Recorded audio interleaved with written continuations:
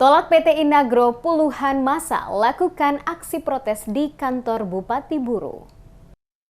Puluhan masyarakat Desa Bara bersama dengan sejumlah organisasi mahasiswa melakukan aksi tolak beroperasinya perusahaan PT Inagro Cipta Nusantara di Desa Bara, Kecamatan Air Buaya, Kabupaten Buru, dan segera menghentikan seluruh rutinitas perusahaan. Ratusan massa dari perwakilan masyarakat Desa Bara bersama beberapa organisasi mahasiswa yang turut serta menggelar aksi di depan kantor Bupati Buru Selasa 23 April 2024 menyuarakan sejumlah poin yang menjadi tuntutan dalam aksi tersebut. Koordinator Lapangan Ruslan Tomari menyebutkan aksi yang digelar kali ini terkait persoalan penyerobotan lahan milik warga yang mana dugaan mereka lahan tersebut telah dipakai oleh pihak perusahaan dalam kegiatan pekerjaan oleh perusahaan. Menurutnya sesuai data bahwa Badan Pertanahan Nasional Kabupaten Buru telah menerbitkan sertifikat di atas tanah yang sudah memiliki hukum tetap di tahun 2004, di mana keputusan pengadilan menetapkan area lahan tersebut secara sah hak mutlak milik Desa Bara, didukung juga oleh surat alat hak dari Raja Leisela pada tahun 2004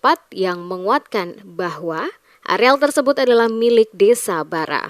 Menyikapi fakta dan bukti yang ada, maka aksi ini menolak dengan tegas PT Inagro Cipta Nusantara meminta DPRD Buru agar segera memanggil penjabat Bupati Buru, manajer PT Inagro Cipta Nusantara, dan Kepala Badan Pertanahan Nasional. Kemudian meminta penjabat Bupati Buru dan Kepala Badan Pertanahan Nasional agar segera menyelesaikan tapal batas antara Desa Tanjung Karang dan Desa Bara.